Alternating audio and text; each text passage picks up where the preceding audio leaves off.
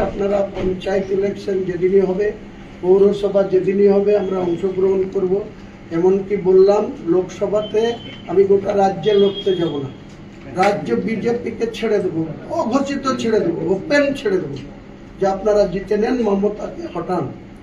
আপনাদের সরকার দিল্লিতে চলছে চন্দ্রবাবু নাইডু, নীতিশ কুমার আর চিরাগ পাসওয়ানের উপরে নির্ভর করে। আগামী দিনে আপনাদেরকে আবার 2014-তে যেমন 282, 2019-এ যেমন 303, আবার 2024-এ এসে আপনারা 240 না 42-এ আটকে গিয়েছিলেন।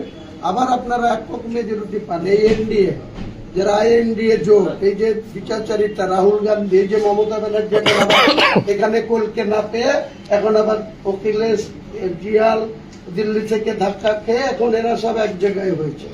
2027 সালে প্রমাণ হবে অখিলেশের কত বাহাদুরি ওই মানে উত্তরপ্রদেশ রাজ্যে।